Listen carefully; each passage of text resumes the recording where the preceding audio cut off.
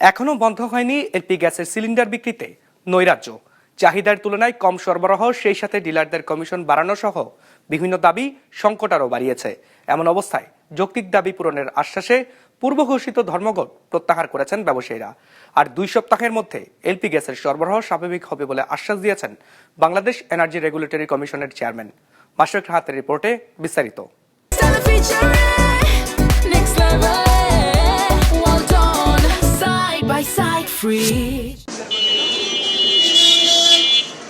দেশে প্রতি মাসে এলপি গ্যাসের চাহিদা রয়েছে সর্বোচ্চ 1,40,000 টনের মতো। তবে গেল কয়েক মাস ধরে আমদানি হচ্ছে 96,000 থেকে 1,27,000 টন। ফলে বাজারে চাহিদার তুলনায় সরবরাহ কিছুটা কমেছে।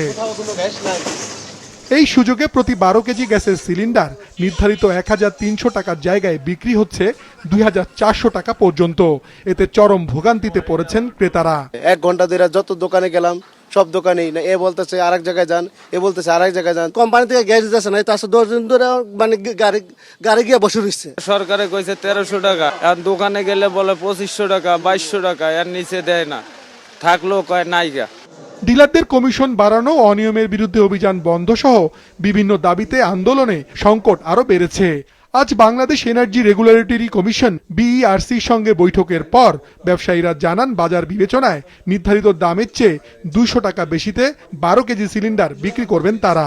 আমরা আশা করি যে এই অভিযানও আমাদের থাকবে না। আমরা আমাদের যে কর্মসূচিটা ছিল আমাদের অনির্দিষ্টকালের জন্য, এখন থেকে আমরা এই কর্মসূচি স্থগিত করব। 1306 টাকা আমাদের কিনতে হয়, আমরা 1306 টাকা আমরা ভোক্তাদের গ্যাসটা আমরা দিতে পারবো না। ভোক্তা পর্যায়ে 1500 টাকা হইলে আমরা করতে পারবো, এবং আমরা নিজেরা সারা বাংলাদেশে যা আছে সব জায়গায় আমরা তদারকি করব।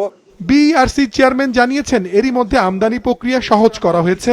2 সপ্তাহের মধ্যে কেটে যাবে সরবরাহ সংকট। জাহাজের ঘাটতির জন্য যদি সরবরাহ লাইনে কোনো সমস্যা থাকে, আমরা এ বিষয়ে লোয়াবের সঙ্গে কথা বলেছি এবং লোয়াবকে অনুরোধ করেছি দ্রুত জানুয়ারি মাসে আমদানি বাড়ানোর জন্য। ফেব্রুয়ারিতে রোজা শুরু হবে। এই সংকট আশা করতেছি এই মাসের 2য় সপ্তাহের মধ্যে কেটে যাবে। এদিকে এলপিজি আমদানি ও দেশি উৎপাদনের ক্ষেত্রে ভ্যাট ও আগাম কর কমাতে জাতীয় রাজস্ব বোর্ডকে চিঠি দিয়েছে জ্বালানি বিভাগ।